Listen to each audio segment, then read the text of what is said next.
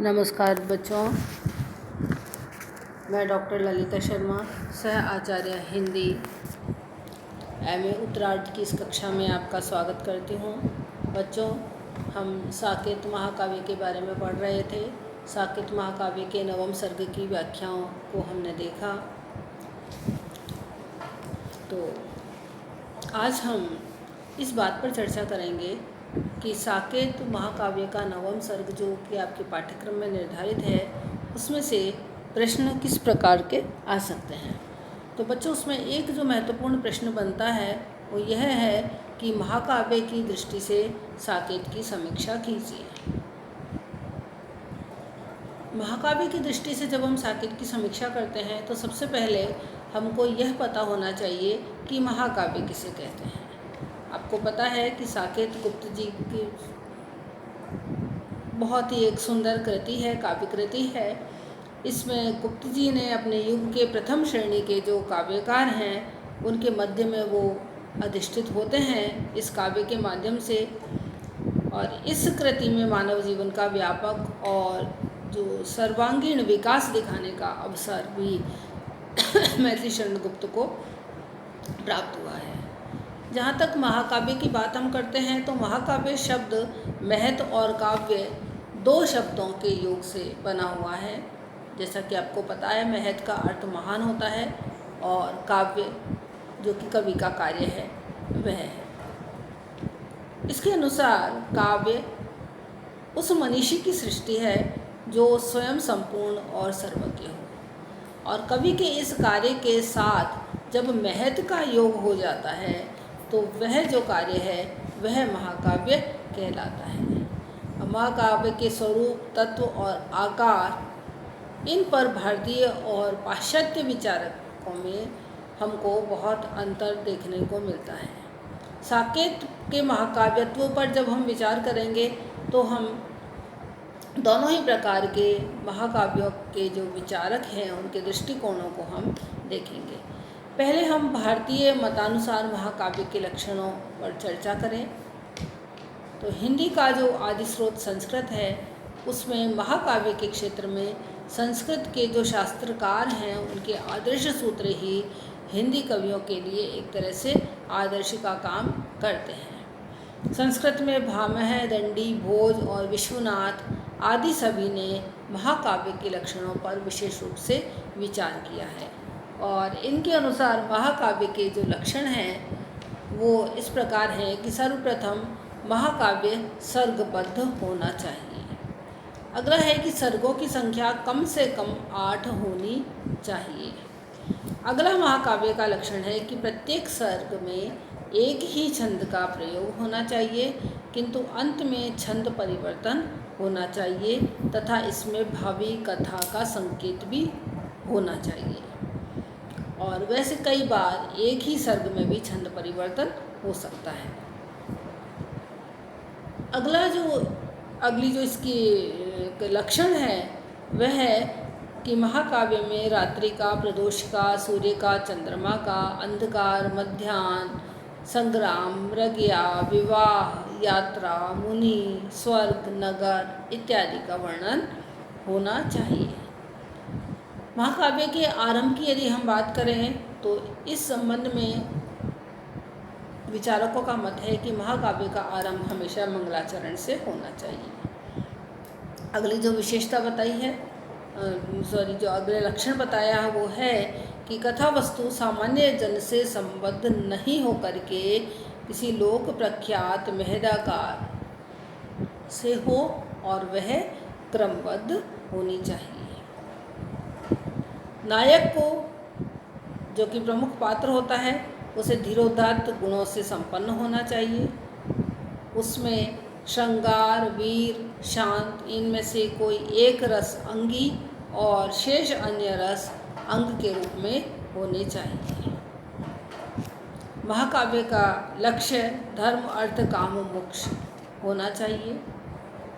उसकी शैली के बारे में वे लिखते हैं कि शैली विस्तार गर्भा, अलंकार सज्जिता और गांभीर्यपूर्ण होनी चाहिए। ये तो भारतीय विचारकों का मत है। अब हम पाश्चात्य मतानुसार महाकाव्य के लक्षणों की ओर विचार करें तो हम पाएंगे, जैसा कि डॉक्टर नगेंद्र ने अरस्तु के जो महाकाव्य संबंधी विचार हैं उनका उल्लेख करते हुए लिखते हैं कि महाकाव्य कथा का आधार एक ऐसा काव्य रूप है जिसमें षटपदी छंद का प्रयोग होता है। महाकाव्य का कथानक दुखांत नाटकों के समान ही अन्विति युक्त होता है। उसमें आदि, मध्य और अंत का समुचित विभाजन होता है। महाकाव्य की कथा वस्तु प्रायः इतिहास प्रसिद्ध होती है, पर उसमें संभावनाओं के लिए भी द्वार खुला रहता है। अरस्तु के महाकाव्य ने नायक, शैली आदि की स्वतंत्र विवेचना न करके उन्हें त्रासदी के समान ही माना है। हिंदी काव्य में जहाँ तक हम देखें तो दोनों का समन्वित रूप ही हमें विकसित होता हुआ दिखाई देता है।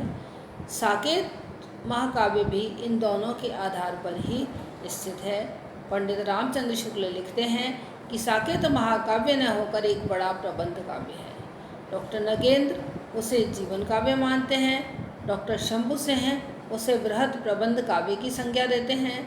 आचार्य हजारी प्रसाद द्विवेदी इसे बृहद काव्य मानते हैं और आचार्य नंद दुलारी वाजपेयी कहते हैं कि साकेत महाकाव्य ही नहीं, आधुनिक हिंदी का युग प्रवर्तक महाकाव्य है। इसी प्रकार पंडित विश्वनाथ प्रसाद मिश्र उसे एकार्थ काव्य कहते हैं और उनके अनुसार महाकाव्य में कथा प्रवाह विविध भंगिमाओं के साथ मोड़ लेता आगे बढ़ता है, किंतु एकार्थ काव्य में कथा प्रवाह के मोड़ कम होते हैं। कवि की दृष्टि अधिकतर वर्णनों या व्यंजनाओं पर रहती है। इसी तरह डॉक्टर कमलकांत पाठक एवं उमाकांत गोयल भी साकेत को महाकाव्य मानते हैं। ये जो दोनों विरोधी और विपरीत विचार हैं, भारतीय और पाश्चात्य, इनको देखते हुए जो साकेत का महाकाव्यत्व है उसका निरूपण करना कोई आसान काम नहीं है। हमें यह देखना आवश्यक है कि साकेत में महाकाव्यों के कौन से गुण तो पाए जाते हैं और कौन से नहीं। गुप्त जी के साकेत के महाकाव्यत्व के संबंध में कोई एक नियम का पालन हम नहीं कर सकते। उन्होंने भी किसी एक नियम का पालन करके महाकाव्य की रचना नहीं की। एक स्थान पर स्वयं गुप्त जी लिखते हैं कि महाकाव्य के कितने ही विषय कवि पर एक प्रकार का दबाव डालते हैं। जिस कथा में उनकी आवश्यकता न हो उसमें ही उन्हें लाने से अप्रासंगिकता का भय रहता है, पर उनके बिना महाकाव्यत्व नहीं रहता। जैसे वन विहार वर्णन, आखेट वर्णन, समुद्र आदि के वर्णन सभी महाकाव्य के लिए आवश्यक हैं, परंतु इस विषय में हमें परतंत्र रहना उचित नहीं है। किसी एक विषय पर भी कविता लिखकर महाकवि होने का परिचय दिया जा सकता है। विषय योजना कथानक के अनुकूल होनी चाहिए। महाकाव्य में कितने ही विषय समयानुकूल भी नहीं होते, ऐसी दशा में उनके बिना महाकाव्यत्व नष्ट नहीं होता है। और इसलिए गुप्त जी महाकाव्य के अनेक नियमों को प्रसंगानुकूल मानते हैं। लक्षणों के अनुसार जब हम साकेत की परीक्षा करते हैं तो हमारे सामने कुछ तथ्य उपस्थित होते हैं, जिनमें पहला है कि साकेत की कथा हमको सर्गबद्ध मिलती है। साकेत की कथा सर्गबद्ध है, उसमें 8 से अधिक 12 सर्ग हैं। साकेत का आरंभ भी मंगलाचरण से हुआ है। आरंभ से ही कवि ने गणेश वंदना की है और फिर उसके बाद काव्य का आरंभ किया है। साकेत की कथा वस्तु सुप्रसिद्ध और लोक प्रख्यात है। वह महापुरुष भगवान राम की कथा, यानी किसी साधारण जन की कथा नहीं है, महापुरुष भगवान राम की कथा है। और इसके वर्णन में कवि स्वयं ही मुख पृष्ठ पर लिखते हैं कि राम तुम्हारा चरित्र स्वयं ही काव्य है, कोई कवि बन जाए सहज संभाव्य है। रामचरित स्वयं में इतनी विविधता और गौरव लिए हुए है कि इस कथा का काव्य के लिए चयन करना ही अपने आप में पर्याप्त है उनके अनुसार। साकेत का अंगीरस यदि हम देखें तो वह भी श्रृंगार है और अन्य रसों को भी यथास्थान दिया गया है। प्राकृतिक दृश्यों का भी जहाँ आवश्यकता है वहाँ वर्णन हुआ है। महाकाव्य का प्रारंभ अयोध्या नगरी से हुआ है। वे लिखते हैं, देख लो साकेत नगरी है, यही स्वर्ग से मिलने धरा है जा रही। और इसके अतिरिक्त हमको इसमें साकेत महाकाव्य में प्रभात के, संध्या के, षट ऋतु, यात्रा के, इन सब के वर्णन हमको मिलते हैं, विवाह का वर्णन भी मिलता है, आखेट का वर्णन भी हमको मिलता है। छंद योजना की हम यदि बात करें तो छंद योजना भी महाकाव्य के उपयुक्त ही है। एक सर्ग में प्राय एक ही छंद है और सर्ग के अंत में छंद परिवर्तन भी है। जैसे कि प्रथम सर्ग में पीयूष वर्ष छंद है और सर्ग के अंत में चौपाई और रूपमाला छंद है। सर्ग के अंत में आगामी सर्ग में आने वाली जो घटनाएं हैं उनकी सूचना भी दी गई है।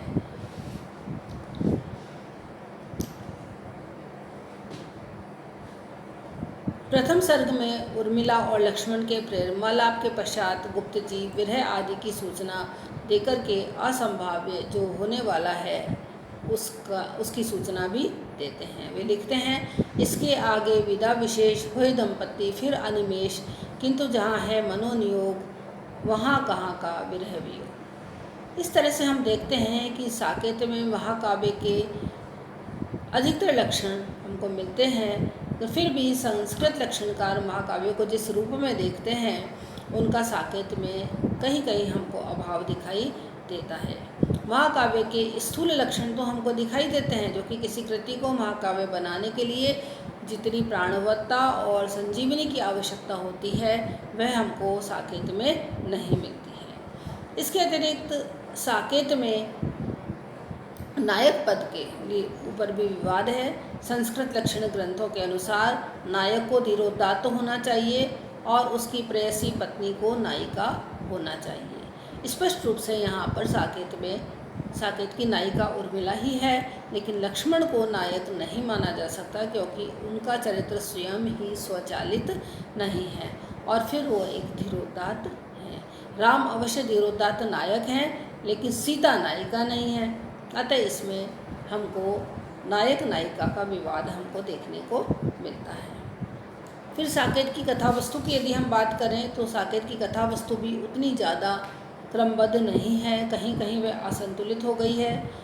संबद्ध विवरण नहीं होने के कारण उसमें संधियाँ, अर्थ प्रकृतियाँ और कार्य व्यापार की जो अवस्थाएं हैं वो सामान्यतया हमको दिखाई नहीं देती हैं। उनको समझने के लिए हमको थोड़ी मानसिक कसरत की आवश्यकता होती है।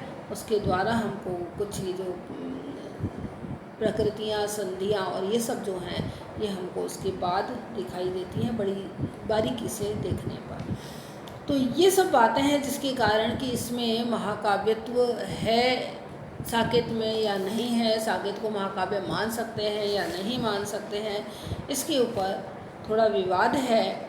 और आज की चर्चा को हम यहीं समाप्त करते हैं और इसी विषय पर हम कल के व्याख्यान में भी चर्चा करेंगे, क्योंकि ये विषय बच्चों बहुत ही महत्वपूर्ण है और परीक्षा में इस पर प्रश्न भी आ सकता है। इसलिए हम आगे के व्याख्यान में भी इसे ही जारी रखेंगे। धन्यवाद।